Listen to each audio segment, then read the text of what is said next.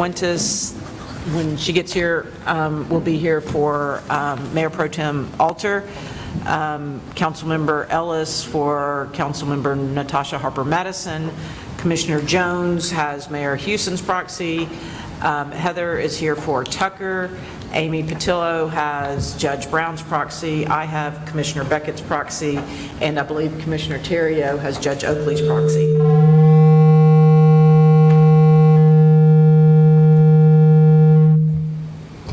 Okay. So with that, are there any public comments? Anyone sign up for public comments? No. Okay, that's a no. All right, so we will go on, skip item number 3. Item number 4, report from the TAC. Do we have a report today? Oh, Chad, you're going to do it? Okay, go I'll cover that, Chair. Thank you. So there was a meeting of the Technical Advisory Committee last Monday, September 26th. Following approval of the meeting summary, we had just 2 action items on the agenda. The first of these was discussion and recommendation on the 10-year transportation plan. Ryan Collins will be presenting this item later in today's agenda as well, and the TAC unanimously recommended board approval of the 10-year plan. The next item was discussion and amendments for the Transportation Improvement Program and Regional Transportation Plan. As with the 10-year plan, Ryan will also be providing the same presentation to this board. And as well, the TAC unanimously recommended board approval of the TIP. We also had an update from our general engineering consultant team on the corridor readiness segmentation efforts. Since the previous TAC meeting, the ad hoc subcommittee had met once to provide their feedback on that, so they're really just getting going on that process and didn't have much to present on that at this time. They're just now getting into the data on that. We did have we did find out during that process that we have new commitments to fund some of the studies that are part of the corridor readiness program, which supplements the funding that this board approved last year. So this includes TxDOT committing to fund studies on FM 734 or Palmer Lane from 1431 to Mopac, as well as FM 973 from US 290 to FM 1660, and then Williamson County committed to funding the remaining portion of 973 within Williamson County from 1660 to US 79. So that was all from the TAC meeting, but I would just also like to note that the 1-year term for TAC members expires at the end of January, and a notification of appointment process with appointment forms and instructions for 2023 TAC membership will be sent to board members and transportation agencies with a deadline for those appointments for December 16th of this year. That's all I have, Chair. Okay, thanks. Does anybody have any questions for Chad? Chad, if a TAC member leaves their municipality before the end of the term, do they need to be replaced, or will they just replace them in January? So you're saying for the rest of this year, yeah. They would need to be replaced for this year, yes. Okay. Oh, okay. A few to have theirs is leaving, so. Okay. Great. Thank you. Okay. Yes. Hello. Just wanted to acknowledge that I am not Mayor Pro Tem Allison Alter. Yeah. Hi, everyone. I am Councilwoman Vanessa Fuentes, and I was just added as an alternate to the City of Austin's appointee for CAMPO, and so I'm filling in as a proxy for Mayor Pro Tem Alter. Thank you. And I also wanted to welcome Councilmember Stevens that is here for Mayor Morgan. All right. Item number 5, public hearing on the TIP. Chair. Yes. Very quickly, sorry, this is Councilmember Ellis. I just wanted to announce I have the proxy of Natasha Harper-Madison. We announced that earlier, so you're good. Perfect. Thank you. Thank you. So we will open the public hearing at 2:04. Is there anybody signed up to speak at the public hearing? Nobody signed up to speak at that. Okay, so let's, do you have a presentation, Ryan? Yep, thank you. So this will just be a quick presentation. This is the fall regular amendment cycle for the Transportation Improvement Program as well as the Regional Transportation Plan. Again, we do regularly amend these documents, and especially the TIP program, to reflect any changes that may have happened over the last 6 months, and regular amendments are those major changes to the programming document. It's critical really for the regional, for the Transportation Policy Board to make these approvals rules because this does involve federal funding. So any new changes to federal funding sources that are major changes do have to be approved by the regional body, which is why we do this on a regular basis. So we've taken this to the Technical Advisory Committee, as Chad mentioned last week. This is a public hearing and an opportunity for the public to comment on the changes to the Transportation Improvement Program and RTP. We did a public open house this morning here, and then we're going to be holding another one in Lockhart on Thursday from 4 to 7 at the local library there in downtown Lockhart. After this public hearing, we have an online open house that will last until November 3rd. It's an opportunity for the public to submit any kind of electronic comments. We will package all those up and bring those back to you in November for a potential adoption of the changes to the plan and the program. We'll also be taking it back to the Technical Advisory Committee for a recommendation. So the changes there we go. So this is a list of the changes. These are all for the Transportation Improvement Program. 3 of the projects, are rolling over from a previous TIP and are not new projects, but we do have 2 pretty significant projects that are being added to the Transportation Improvement Program. We have the Capital Metro Demand Response Facility. They did receive a grant from FTA for approximately $76 million, and so that will need to go into the TIP and be approved by the Policy Board before those funds can be released. Additionally, the TxDOT program, the Commission has committed funding to 2720 down there in Caldwell County. This is in relation to an economic development deal in that area, so this is poised to be funded for construction, approximately $50 million. And so these are the 2 new projects that do need that initial approval by the Policy Board in order to move forward. And as I mentioned, the other 2 are rollovers. And I do want to just point out, anytime we make a change to the Transportation Improvement Program, we automatically make those changes in the RTP. Pursuant to federal law, they do have to be consistent with one another. So any changes in the TIP are automatically reflected. So that's it. If you have any questions about the changes, please let me know. So thank you. All right, thank you. So unless there's any questions, we'll move on to item number 6, action on the minutes from the September 12th meeting. Is there a motion to approve? Okay. I think that came from Councilmember Taya, second from Councilmember Kitchen. Any discussion? All in favor? Any opposed? All right, motion passes unanimously. Item number 7, discuss and take action on the UPWP. Amendment number 3. Good afternoon. I'm Teresa Hernandez, the Finance and Administration Manager.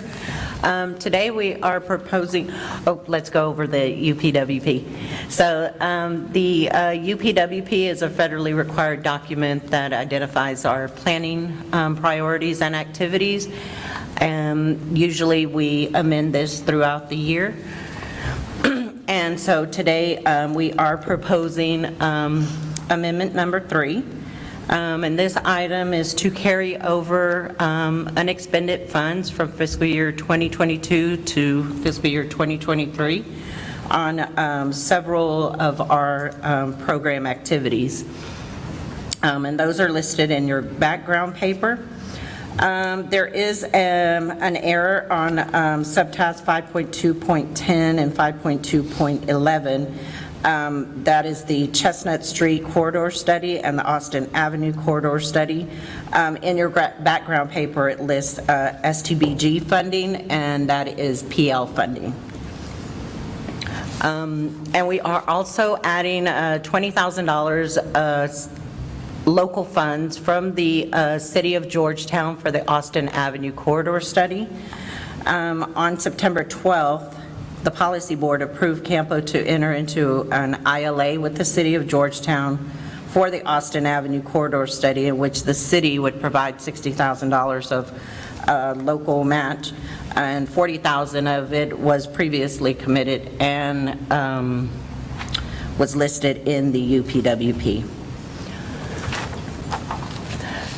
So staff requests that the TBB approve the fiscal year 2022-2023 UPWP Amendment Number 3 and its accompanying resolution 2022-10-7. and I'll take any questions. Does anybody have any questions for Teresa on? Are there any financial ramifications for us to carry this over, or this is just being good, judicious usage of taxpayer funds?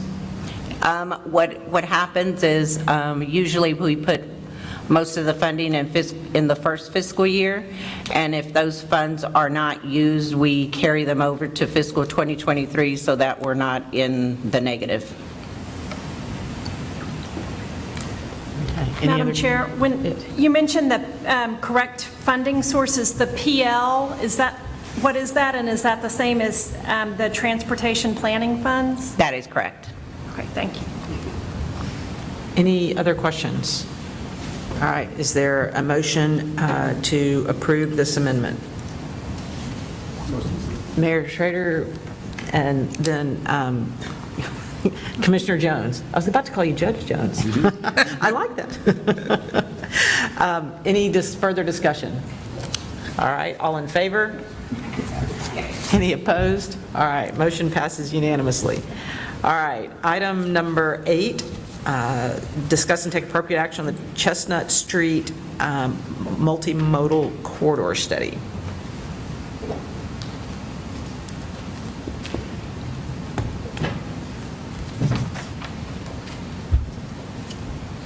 Good afternoon. I'm Will Liska, Regional Planning Manager for CAMPO. The Chestnut Street State Loop 150 Multimodal Corridor Study is a partnership between CAMPO and the City of Bastrop. CAMPO will lead a corridor study on Chestnut Street in Bastrop between SH 71 at Childers Drive to SH 71 at Tahitian Drive. This section of roadway is also signed as State Loop 150. The study will identify safety and mobility needs and develop a context-sensitive transportation vision and placemaking vision within key focus areas along the corridor, including through downtown Bastrop. This interlocal agreement will formalize the partnership between CAMPO and Bastrop on the study and also allow for the transfer of local match funds from the City of Bastrop. The purpose of this item is to take action on the ILA, but I also want to make note that CAMPO has issued a request for proposal for planning services for this study with a due date of Friday, October 7th. CAMPO staff will be returning to the policy board at a future meeting to ask for authorization to negotiate and execute a contract with a top-ranked consultant firm from the RFP process. Next slide. With that, staff requests the Transportation Policy Board authorize the Executive Director to execute an interlocal agreement with the City of Bastrop for the Chestnut Street State Loop 150 Multimodal Corridor Study. So on behalf of Commissioner Beckett, I will make the motion for approval of this. Is there a second? Second. All right, second from Councilwoman Mateo. Any further discussion? Just a quick question about the RFP. You're going to be issuing an RFP. Is that for advisement or execution of the project itself? For execution. Okay. Councilman Littles. My question is quite similar to that. I noticed the use of the PL funds and just wondered with the RFP process how far the PL funds were going to take us, because I was under the impression that the construction would not be happening under PL funds. This isn't construction. Okay. It's a corridor study. So it's kind of high-level engineering, right? Correct. This is a study. And are the PL funds the only bucket that corridor studies can be used under, or is that just the most appropriate one for this particular work? It's not the only category, Councilmember. Category 7, the Surface Transportation Block Grant, can also be used for that, but that's generally project money that the board uses for construction projects. But planning fund is part of what we're allowed to do under federal rules. Okay, that makes sense. So I just want to make sure I'm understanding the STBG money can be used more for the construction, so you're trying to hold the PL funds for the corridor planning part of it? Yes, so what's called PL 112 can only be used for planning and project development, and the category 7 can be used for just about anything. Okay, thank you. All right, any other questions? I had a quick question about the RFP as well. State Loop 150 goes over the historic bridge over the Colorado River. Will that be one of the criteria in evaluating consultants for the study Is there familiarity with historic structures and how to preserve and augment them, or, preserve them, I guess? That was included in the scope as an element of consideration, how that will be treated as part of the overall plan for the corridor. Great. All right, any other questions? All right, all in favor? Any opposed? All right, motion passes unanimously. Thank you. Item number 10. I'm sorry, 9. I'm cruising on here. Item number 10, the 10-year transportation plan. 9, I keep 9. It's 10-year plan, but it's number 9. Thank you. Thank you. So yeah, the 10-year transportation plan, we brought this to the policy board last month. So we are bringing this back for approval today. This is the 10-year transportation plan. This is a state requirement. And really what this plan's function is, it's really just to provide support for those regional projects that are authorized in the Unified Transportation Plan, or program, excuse me. The UTP is what TxDOT uses to slot projects over a 10-year time span using an updated 10-year forecasting tool. But we do work and collaborate with the district and headquarters on the selection of projects for categories 2, 4, and 12. These are the roadway projects that are listed individually in the UTP, and so our 10-year plan is essentially going to mimic that, just to show that support for those projects. And because the 10-year plan or UTP is updated on an annual basis to show those updated financial numbers, we are going to be updating our 10-year transportation plan as well. And so just to kind of talk about where it slots in, we do have our long-range transportation plan, which is a federal requirement that looks over 20 years. That does provide that federal funding eligibility for discretionary programs and SDBG funding, things like that. And critically, the environmental clearance in NEPA, so it does have to be listed there. Both the 10-year plan and the UTP are going to just really on our side, it will be us coordinating our project selection with the district for those that are submitted for the UTP. And then, of course, the UTP authorizes develop authority and construct authority for major roadway projects. And then we've got the TIP, of course, which actually does the funding allocation and the letting certification. So we're going to slot that in. Pretty straightforward. So if you've had a chance to look at your background materials, it is verbatim the UTP picked up and put into our 10-year transportation plan. So that's how we're going to move forward with it. We did take this to the Technical Advisory Committee. Didn't have any questions, and they did recommend that we move forward with it as is. And so with that, staff and the TAC are recommending the policy board adopt the 10-year transportation plan as it's listed in the resolution 2022-10-9. So, and I'll take any questions. Any questions for Mr. Collins? Yes, a lot of important projects. Yes, Councilmember. Thank you. Did staff, as part of the 10-year transportation plan, were there any updates or revisions or adjustments made considering the additional federal funding that we would be receiving, or to what extent were changes made on the plan and in the list of prioritization of projects? That's a good question. Every year they update the 10-year forecasting levels, and they use that to schedule out projects, and so that was incorporated into the selection of projects for the 23 UTP, and by extension our 10-year plan. So the IAJA, the additional funds have been slotted to those projects in there. I'm not sure if that's really answering the question, but Council member, the forecast, the revenue forecast that TxDOT uses for this document, and that we also use as well, anticipates the formula money that we receive every year, because U.S. Department of Transportation gives us a schedule of how much we can expect to get every year. So that is taken into account. But the current federal bill we're under has a lot of new discretionary programs in, and that money we don't have in there because we just don't know until we receive it. And so when we receive that discretionary funding as part of the infrastructure law, will there be adjustments made to the priorities? Yes. And when will that process occur? So when we receive, if we receive grants for that, you'll see it in two forms.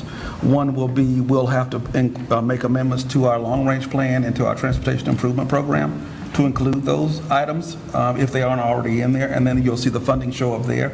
You'll also see the funding show up in a Unified Planning Work Program amendment, and then you'll see a change probably in TxDOT's Unified Transportation Program. So you'll see it in 3 different spots. Okay, so it will, depending on when we receive or receive notice that we are going to receive the funding. Correct. Okay, thank you. Any other questions? Okay, on item number 9, is there a motion? Commissioner Jones, Mayor Schrader. All right, any other discussion? Okay, all in favor?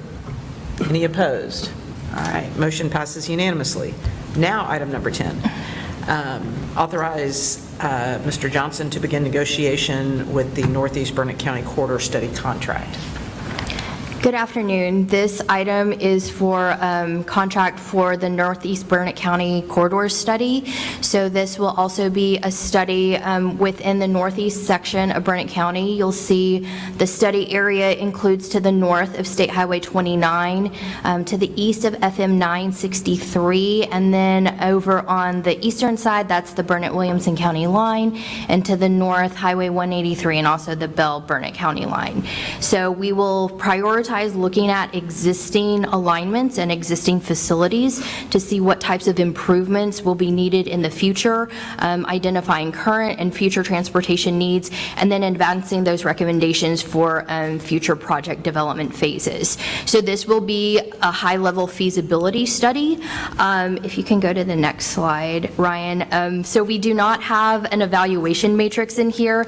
This RFP was put out twice. The first time was in June. We received one proposal for this study, and since there was only one proposal, we wanted to do our due diligence. We put out an RFP the second time. We kept the budget the same, but took out the engineering task, which can be quite expensive and quite lengthy, and then we also reduced the environmental studies phase. So rather than this going all the way through and choosing a preferred alignment and going into like a 30% design stage, we are going into a feasibility study that will stop around the phase of identifying some alternative routes or alignments.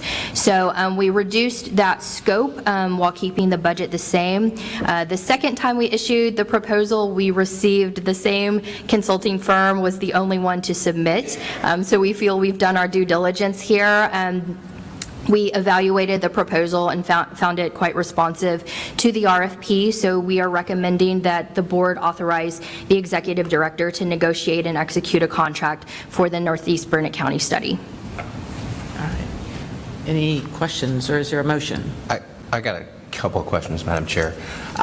Just given how interesting it was, like reading the background material, it's like, wait a minute, okay, you put it out once, only one person responded. Put it out again, same person responded. And now you just talked about some of the differences you made between the 2 different RFPs. I guess my first question would be, one... Can we go back to the first scope with the same price? Is that your question? You knew where I was going. So question 2 after that is this. So what do you attribute that to? Is there something in particular that regarding this project, speciality or some aspect that wasn't necessarily as appealing or enticing to the market? Or maybe it was just that, just like you said, you have a top-ranked, and I didn't see who it was because I didn't see it in the background material, but top-ranked consultant who did respond. What is it about this project that we didn't get the responses we necessarily anticipated? So, Councilmember, I'll tell you, after we only got one the first time, I reached out to different firms to try to get some feedback. And what I was told was they thought the initial scope was way too big for the budget. So that's when we went back and we revised it. Now, by the time we issued again, we also had 2 other things that were either out on the street or about to come out on the street. And so the other firms were telling me they were trying to decide which thing they were going to apply for because they didn't think they were going to get 2 or 3 CAMPO contracts at once. So they were having to pick and choose, and a lot of them chose to go either with the Georgetown or the Bastrop work. All right, any other questions? I have a quick question. Is it public which firm it is? It's Councilmember Ellis. Yes, it's WSP. we have representatives here in the audience. Okay, now I have no questions, just wanted to make sure we knew who it was in case there were any questions or conflicts beyond that. Thank you.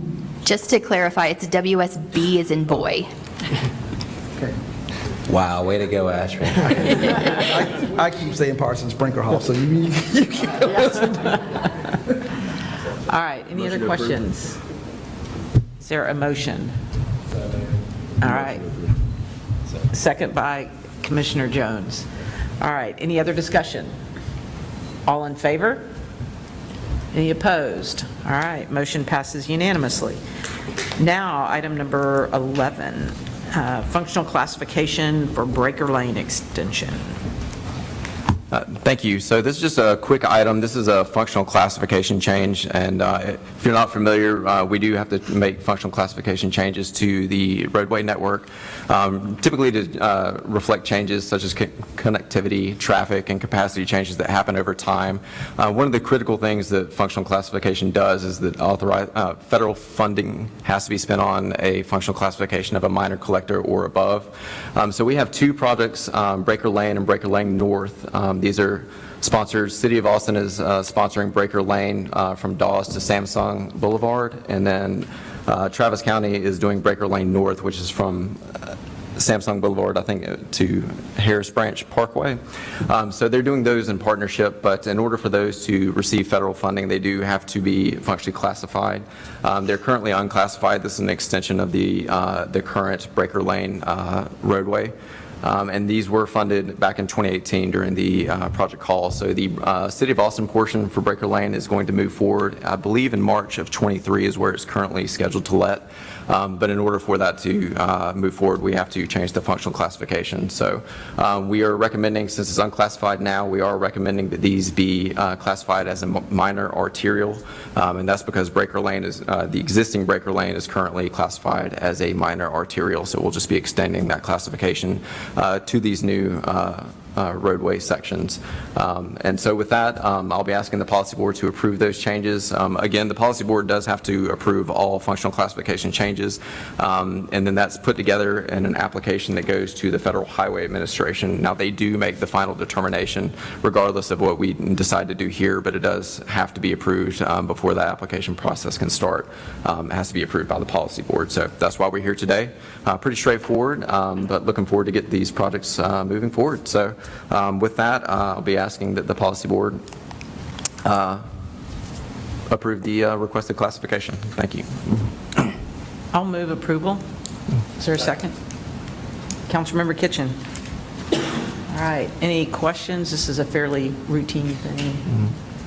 All right, no questions. All in favor? Any opposed? All right, motion passes unanimously. Item number 12. Thank you, Madam Chair. So I'm just going to cover the meeting schedule. 12B was covered under Chad's report when he did the TAC update.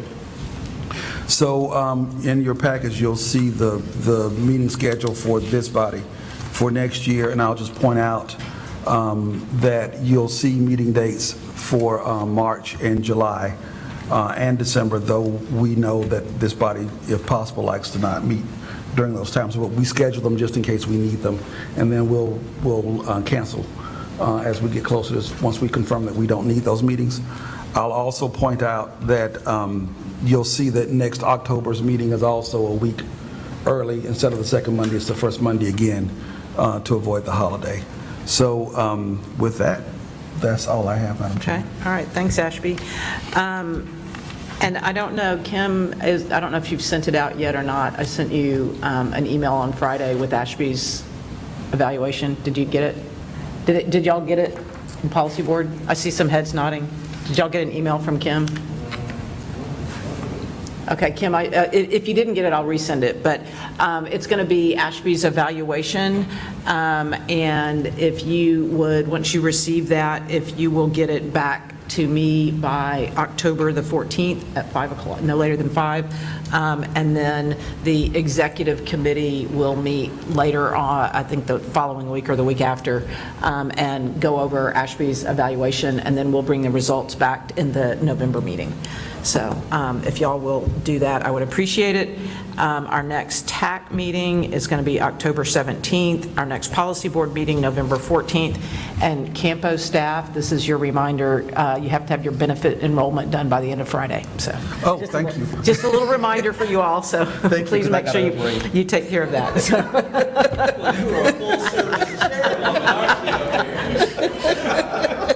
Well, for those of you who are new to the policy board, CAMPO has to have one of the governmental bodies be its fiscal agent, and Williamson County is the fiscal agent, which means that they are on the county's benefits plan and retirement plan. So I know mine's due Friday, so I just wanted to remind y'all. I appreciate that.